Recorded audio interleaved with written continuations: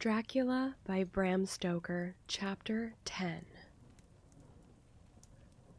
Letter. Dr. Seward to Honor Arthur Holmwood, 6th September. My dear Art, my news today is not so good. Lucy this morning had gone back a bit. There is, however, one good thing which has arisen from it. Mrs. Westenra was naturally anxious concerning Lucy, and has consulted me professionally about her. I took advantage of the opportunity, and told her that my old master, Van Helsing, the great specialist, was coming to stay with me, and that I would put her in his charge conjointly with myself. So now we can come and go without alarming her unduly, for a shock to her would mean sudden death, and this, in Lucy's weak condition, might be disastrous to her. We are hedged in with difficulties, all of us, my poor old fellow, but, please God, we shall come through them all right. If any need, I shall write, so that, if you do not hear from me, take it for granted that I am simply waiting for news. In haste, yours ever, John Seward. Dr. Seward's Diary, 7th September. The first thing Van Helsing said to me when we met at Liverpool Street was, "Have you said anything to our young friend, the lover of her?" "No," I said. "I waited till I had seen you, as I said in my telegram. I wrote him a letter simply telling him that you were coming, as Miss Westenra was not so well, and that I should let him know if need be." "Right, my friend," he said. "Quite right. Better he not know as yet. Perhaps he shall never know. I pray so. But if it be needed, then he shall know all. And, my good friend John, let me caution you. You deal with the madmen. All men are mad in some way or the other, and inasmuch as you deal discreetly with your madmen, so deal with God's madmen too, the rest of the world. You tell not your madmen what you do, nor why you do it. You tell them not what you think. So you shall keep knowledge in its place where it may rest, where it may gather its kind around it and breed. You and I shall keep as yet what we know here and here." He touched me on the heart and on the forehead, and then touched himself the same way. I have for myself thoughts at the present. Later I shall unfold to you. "Why not now?" I asked. "It may do some good. We may arrive at some decision." He stopped and looked at me and said, "My friend John, when the corn is grown, even before it has ripened, while the milk of its mother earth is in him, and the sunshine has not yet begun to paint him with his gold, the husbandman, we pull the ear and rub him between his rough hands, and blow away the green chaff, and say to you, 'Look, he's good corn. He will make good crop when the time comes.'" I did not see the application, and told him so. For reply he reached over and took my ear in his hand and pulled it playfully, as he used long ago to do at lectures, and said, "The good husbandman tell you so then because he knows, but not till then. But you do not find the good husbandman dig up his planted corn to see if he grow. That is for the children who play at husbandry, and not for those who take it as of the work of their life. See you now, friend John, I have sown my corn, and nature has her work to do in making it sprout, if he sprout at all. There's some promise, and I wait till the ears begin to swell." He broke off, for he evidently saw that I understood. Then he went on, and very gravely, "You were always a careful student, and your case-book was ever more full than the rest. You were only student then, now you are master, and I trust that good habit have not fail. Remember, my friend, that knowledge is stronger than memory, and we should not trust the weaker.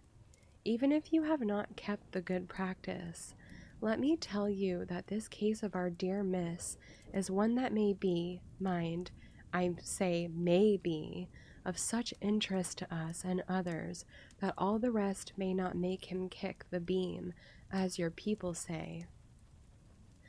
Take then good note of it. Nothing is too small. I counsel you, put down in record even your doubts and surmises. Hereafter it may be of interest to you to see how true you guess. We learn from failure, not from success. When I described Lucy's symptoms, the same as before, but infinitely more marked, he looked very grave, but said nothing. He took with him a bag in which were many instruments and drugs, the ghastly paraphernalia of our beneficial trade, as he once called, in one of his lectures, the equipment of a professor of the healing craft. When we were shown in, Mrs. Westenra met us. She was alarmed, but not nearly so much as I expected to find her. Nature in one of her beneficent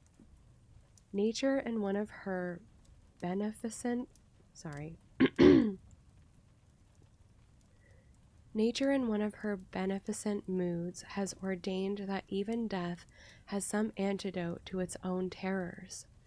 Here, in a case where any shock may prove fatal, matters are so ordered that, from some cause or other, the things not personal, even the terrible change in her daughter, to whom she is so attached, do not seem to reach her. It is something like the way Dame Nature gathers round a foreign body an envelope of some insensitive tissue which can protect from evil that which it would otherwise harm by contact. If this be an ordered selfishness, then we should pause before we condemn any one of the vice of egoism, for there may be deeper root for its causes than we have knowledge of. I used my knowledge of this phase of spiritual pathology and laid down a rule that she should not be present with Lucy or think of her illness more than was absolutely required. She assented readily, so readily that I saw again the hand of nature fighting for life. Van Helsing and I were shown up to Lucy's room. If I was shocked when I saw her yesterday, I was horrified when I saw her today. She was ghastly, chalkily pale. The red seemed to have gone from her lips and gums, and the bones of her face stood out prominently. Her breathing was painful to see or hear. Van Helsing's face grew set as marble, and his eyebrows converged till they almost touched over his nose. Lucy lay motionless and did not seem to have strength to speak, so for a while we were all silent. Then Van Helsing beckoned to me, and we went gently out of the room. The instant we had closed the door, he stepped quickly along the passage to the next door, which was open. Then he pulled me quickly in with him and closed the door. "My God," he said, "this is dreadful. There is no time to be lost. She will die for sheer want of blood to keep the heart's action as it should be. There must be transfusion of blood at once. Is it you or me?" "I am younger and stronger, Professor. It must be me." "Then get ready at once. I will bring up my bag. I am prepared." I went downstairs with him, and as we were going, there was a knock at the hall door. When we reached the hall, the maid had just opened the door, and Arthur was stepping quickly in. He rushed up to me, saying in an eager whisper, "Jack, I was so anxious. I read between the lines of your letter and have been in agony." The dad was better, so I ran down here to see for myself. "Is not that gentleman Dr. Van Helsing? I am so thankful to you, sir, for coming." When first the professor's eye had lit upon him, he had been angry at his interruption at such a time, But now, as he took in his stalwart proportions and recognized the strong young manhood which seemed to emanate from him, his eyes gleamed. Without a pause, he said to him gravely as he held out his hand, "Sir, you have come in time. You are the lover of our dear miss. She is bad, very, very bad. Nay, my child, do not go like that." For he suddenly grew pale and sat down in a chair, almost fainting. "You are to help her. You can do more than any that live, and your courage is your best help." "What can I do?" asked Arthur hoarsely. "Tell me, and I shall do it. My life is hers, and I would give the last drop of blood in my body for her." The professor has a strongly humorous side, and I could from old knowledge detect a trace of its origin in his answer. "My young sir, I do not ask so much as that, not the last." "What shall I do?"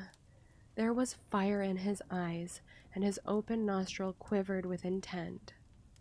Van Helsing slapped him on the shoulder. "Come," he said. "You are a man, and it is a man we want. You are better than me, better than my friend John." Arthur looked bewildered, and the professor went on by explaining in a kindly way. "Young Miss is bad, very bad. She wants blood, and blood she must have or die. My friend John and I have consulted, and we are about to perform what we call transfusion of blood, to transfer from full veins of one to the empty veins which pine for him.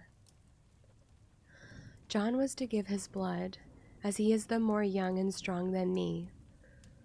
Here Arthur took my hand and wrung it hard in silence. "But now you are here, you are more good than us, old or young, who toil much in the world of thought.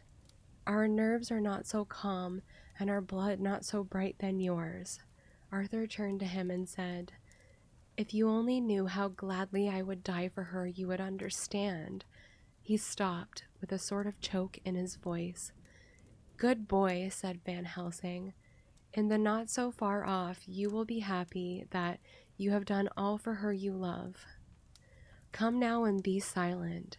You shall kiss her once before it is done, but then you must go, and you must leave at my sign. Say no word to madam. You know how it is with her. There must be no shock. Any knowledge of this could be won. Come." We all went to Lucy's room. Arthur, by direction, remained outside. Lucy turned her head and looked at us, but said nothing. She was not asleep, but she was simply too weak to make the effort. Her eyes spoke to us, that was all. Van Helsing took some things from his bag and laid them on a little table out of sight. Then he mixed a narcotic, and coming over to the bed, said cheerily, "Now, little miss, here is your medicine. Drink it off like a good child. See, I lift you so that to swallow is easy. Yes." She had made the effort with success. It astonished me how long the drug took to act. This, in fact, marked the extent of her weakness. The time seemed endless until sleep began to flicker in her eyelids. At last, however, the narcotic began to manifest its potency, and she fell into a deep sleep. When the professor was satisfied, he called Arthur into the room and bade him strip off his coat. Then he added, "You may take that one little kiss whiles I bring over the table. Friend John, help to me." So neither of us looked whilst he bent over her. Van Helsing, turning to me, said, "He is so young and strong and of blood so pure that we need not defibrillate it." Then with swiftness, but with absolute method, Van Helsing performed the operation. As the transfusion went on, and something like life seemed to come back to poor Lucy's cheeks, and through Arthur's growing pallor, the joy of his face seemed absolutely to shine. After a bit, I began to grow anxious, for the loss of blood was telling on Arthur, strong man as he was. It gave me an idea of what a terrible strain Lucy's system must have undergone, that what weakened Arthur only partially restored her. But the professor's face was set, and he stood watch in hand, and with his eyes fixed now on the patient and now on Arthur. I could hear my own heart beat. Presently he said in a soft voice, "Do not stir an instant. It is enough. You attend him. I will look to her." When all was over, I could see how much Arthur was weakened. I dressed the wound and took his arm to bring him away. When Van Helsing spoke without turning round, the man seems to have eyes in the back of his head. The brave lover, I think, deserve another kiss, which he shall have presently, and as he had now finished his operation, he adjusted the pillow to the patient's head. As he did so, the narrow black velvet band, which she seems always to wear around her throat, buckled with an old diamond buckle which her lover had given her, was dragged a little up, and showed a red mark on her throat. Arthur did not notice it, but I could hear the deep hiss of indrawn breath, which is one of Van Helsing's ways of betraying emotion. He said nothing at the moment, but turned to me, saying, "Now take down our brave young lover. Give him some of the port wine, and let him lie down a while. He must then go home and rest, sleep much, and eat much, that he may be recruited of what he has so given to his love. He must not stay here. Hold a moment. I may take it, sir, that you are anxious of result. Then bring with it you that in all ways the operation is successful. You have saved her life this time, and you can go home and rest easy in mind that all that can be is. I shall tell her all when she is well. She shall love you none the less for what you have done. Goodbye." When Arthur had gone, I went back to the room. Lucy was sleeping gently, but her breathing was stronger. I could see the counterpane move as her breast heaved. By the bedside sat Van Helsing, looking at her intently. The velvet band again covered the red mark. I asked the professor in a whisper, "What do you make of that mark on her throat?" "What do you make of it?" "I have not examined it yet," I answered, and there proceeded to loose the band. Just over the external jugular vein there were 2 punctures, not large, but not wholesome looking. There was no sign of disease, but the edges were white and worn-looking, as if by some trituration. It had once occurred to me that this wound, or whatever it was, might be the means of that manifest loss of blood. But I abandoned the idea as soon as formed, for such a thing could not be. The whole bed would have been drenched to a scarlet with the blood which the girl must have lost to leave such a pallor as she had before the transfusion. "Well," said Van Helsing. "Well," said I can make nothing of it." The professor stood up. "I must go back to Amsterdam tonight," he said. "There are books and things there which I want. You must remain here all the night, and you must not let your sight pass from her." "Shall I have a nurse?" I asked. "We are the best nurses, you and I. You keep watch all night. See that she is well fed, and that nothing disturbs her. You must not sleep all the night. Later on we can sleep, you and I. I shall be back as soon as possible, and then we may begin." "May begin?" I said. "What on earth do you mean?" "We shall see," he answered as he hurried out. He came back a moment later and put his head inside the door and said with warning finger held up, "Remember, she is your charge. If you leave her and harm befall, you shall not sleep easy hereafter." Dr. Seward's diary continued. 8th September. I sat up all night with Lucy. The opiate worked itself off towards dusk, and she waked naturally. She looked a different being from what she had been before the operation. Her spirits even were good, and she was full of a happy vivacity, but I could see evidences of the absolute prostration which she had undergone. When I told Mrs. Westenra that Dr. Van Helsing had directed that I should sit up with her, she almost pooh-poohed the idea, pointing out her daughter's renewed strength and excellent spirits.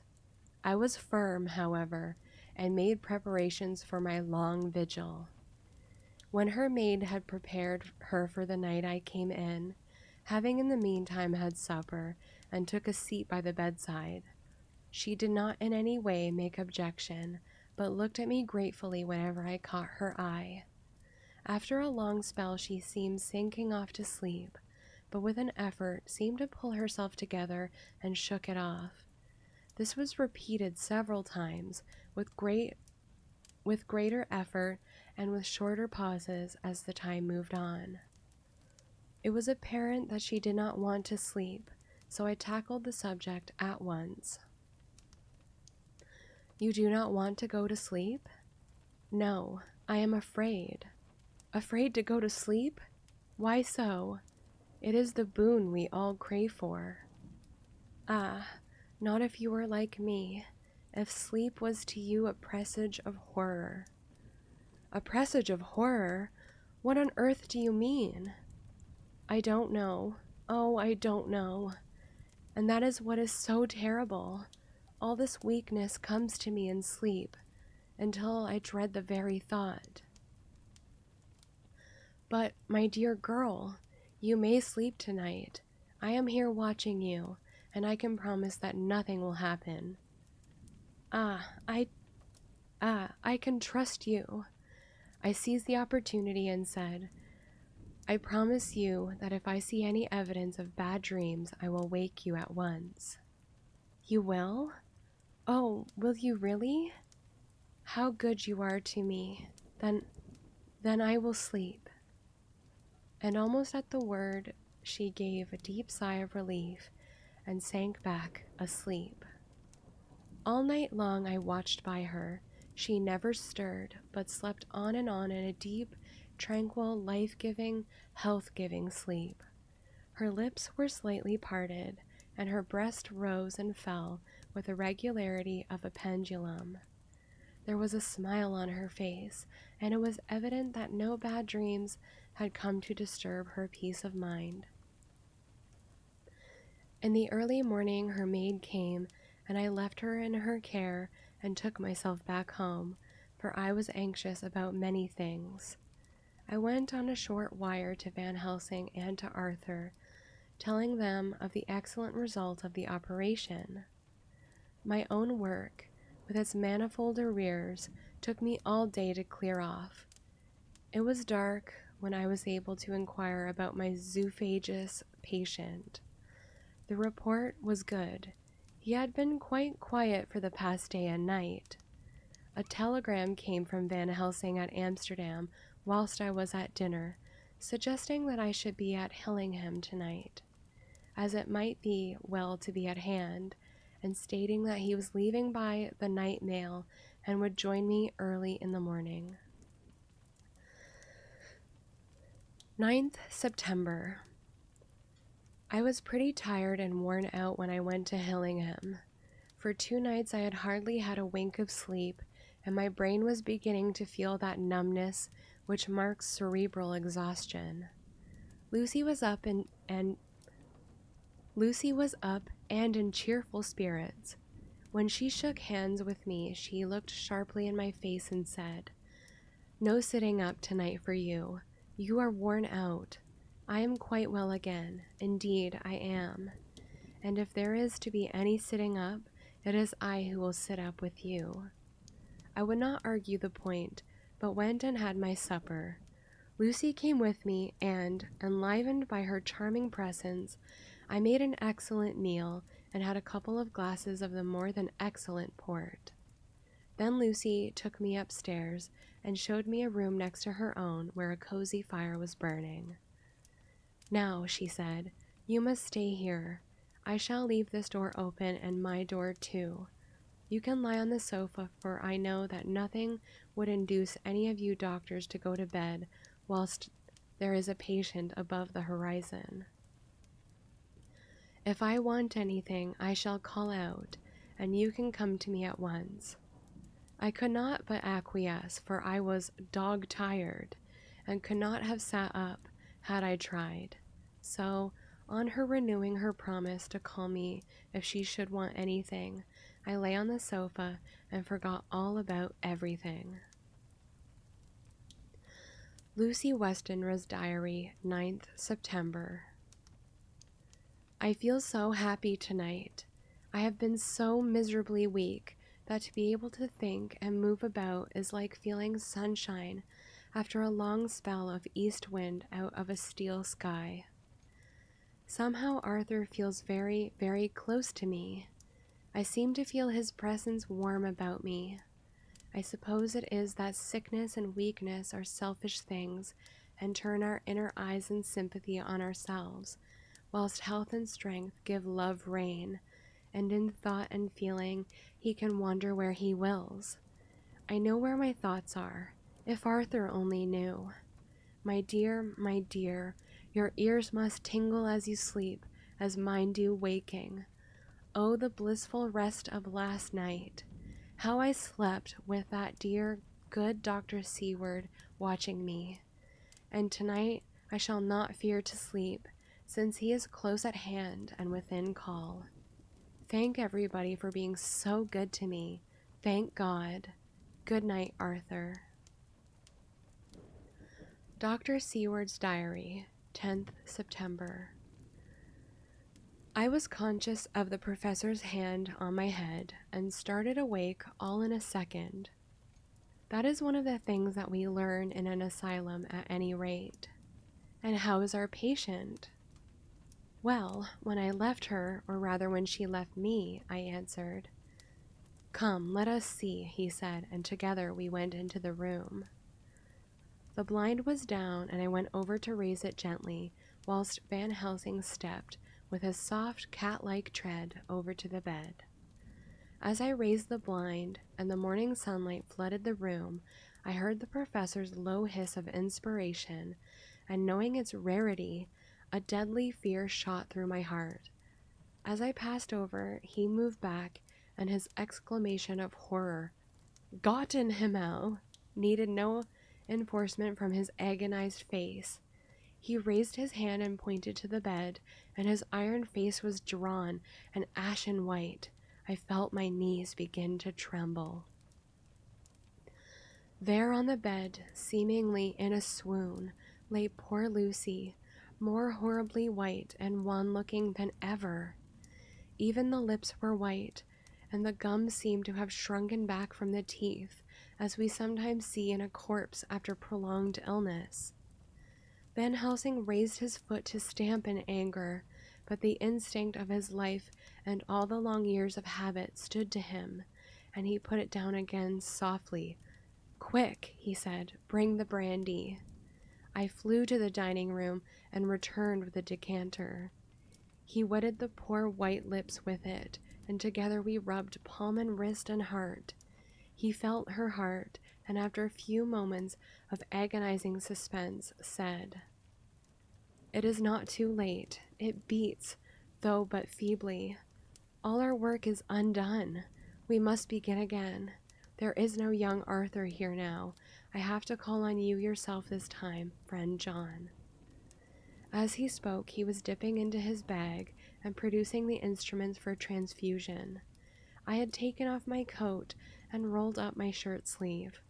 There was no possibility of an opiate just at present, and no need of one. And so, without a moment's delay, we began the operation. After a time, it did not seem a short time either, for the draining away of one's blood, no matter how willingly it be given, is a terrible feeling. Van Helsing held up a warning finger. "Do not stir," he said, "but I fear that with growing strength she may wake, and that would make danger, oh, so much danger.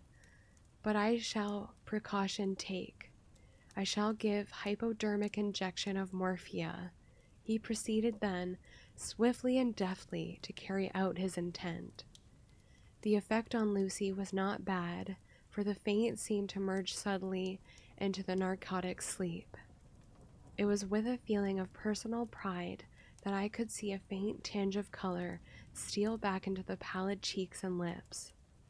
No man knows, till he experiences it, what it is to feel his own lifeblood drawn away into his veins of the woman he loves.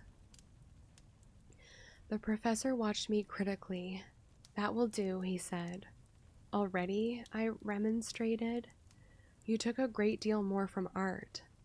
To which he smiled a sad sort of smile as he replied, "He is her lover, her fiancé. You have work, much work, to do for her and for others, and the present will suffice." When we stopped the operation, he attended to Lucy, whilst I applied digital pressure to my own incision. I lay down whilst I waited his leisure to attend to me, for I felt faint and a little sick. By and by, he bound up my wound and sent me downstairs to get a glass of wine for myself.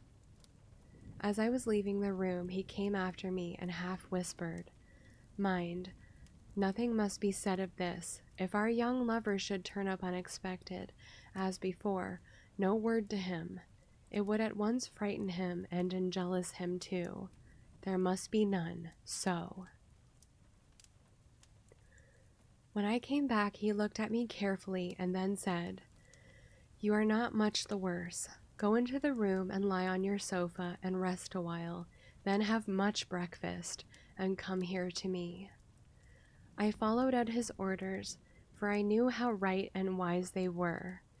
I had done my part, and now my next duty was to keep up my strength. I felt very weak, and in the weakness lost something of the amazement at what had occurred. I fell asleep on the sofa, however, wondering over and over again how Lucy had made such a retrograde movement, and how she could have been drained of so much blood with no sign anywhere to show for it. I think I must have continued my wonder in my dreams, for, sleeping and waking, my thoughts always came back to the little punctures in her throat and the ragged, exhausted appearance of the edges, tiny though they were. Lucy slept well into the day, and when she woke, she was fairly well and strong, though not nearly so much so as the day before. When Van Helsing had seen her, he went out for a walk, leaving me in charge, with strict injunctions that I was not to leave her for a moment. I could hear his voice in the hall, asking the way to the nearest telegraph office. Lucy chatted with me freely, and seemed quite unconscious that anything had happened. I tried to keep her amused and interested. When her mother came to see her, she did not seem to notice any change whatever, but said to me gratefully, "We owe you so much, Dr. Seward, for all you have done, but you really must now take care not to overwork yourself. You are looking pale yourself. You want a wife to nurse and look after you a bit, that you do." As she spoke, Lucy turned crimson, though it was only momentarily, for her poor wasted veins could not stand for long such an unwonted drain to the head. The reaction came in excessive pallor as she turned imploring eyes on me. I smiled and nodded, and laid my finger on my lips. With a sigh, she sank back amid her pillows. Van Helsing returned in a couple of hours, and presently said to me, "Now you go home and eat much and drink enough. Make yourself strong. I stay here tonight, and I shall sit up with little miss myself. You and I must watch the case, and we must have none other to know. I have grave reasons. No, do not ask them. Think what you will. Do not fear to think even the most not probable. Good night. In the hall, 2 of the maids came to me and asked if they or either of them might not sit up with Miss Lucy. They implored me to let them, and when I said it was Dr. Van Helsing's wish that either he or I should sit up, they asked me quite piteously to intercede with the foreign gentleman. I was much touched by their kindness. Perhaps it is because I am weak at present, and perhaps because it was on Lucy's account that their devotion was manifested, for over and over again have I seen similar instances of woman's kindness. I got back here in time for a late dinner, went my rounds, all well, and set this down whilst waiting for sleep. It is coming. 11th September. This afternoon I went over to Hillingham, found Van Helsing in excellent spirits and Lucy much better. Shortly after I had arrived, a big parcel from abroad came for the professor. He opened it with much empressement, assumed, of course, and showed a great bundle of white flowers. "These are for you, Miss Lucy," he said. "For me? Oh, Dr. Van Helsing." "Yes, my dear, but not for you to play with. These are medicines." Here Lucy made a wry face. "Nay, but they are not to take in a decoction or a nauseous form. So you need not snub that so charming nose, or I shall point out to my friend Arthur what woes he may have to endure in seeing so much beauty that he so loves so much distort. Aha, my pretty miss, that bring the so nice nose all straight again. This is medicinal, but you do not know how. I put him in your window. I make pretty wreath and hang him round your neck, so that you sleep well. Oh yes, they, like the lotus flower, make your trouble forgotten. It smells so like the waters of Lethe, and of that fountain of youth that the conquistadors sought for in the Floridas, and find him all too late." While he was speaking, Lucy had been examining the flowers and smelling them. Now she threw them down, saying with half laughter and half disgust, "Oh, Professor, I believe you are only putting up a joke on me. Why, these flowers are only common garlic." To my surprise, Van Helsing rose up and said with all his sternness, his iron jaw set and his bushy eyebrows meeting, "No trifling with me. I never jest. There is grim purpose in all I do, and I warn you that you do not thwart me. Take care, for the sake of others, if not for your own." Then, seeing poor Lucy scared, as she might well be, he went on more gently, "Oh, little miss, my dear, do not fear me. I only do for your good. But there is much virtue to you in those so common flowers. See, I place them myself in your room. I make myself the wreath that you are to wear. But hush! No telling to others that make so inquisitive questions.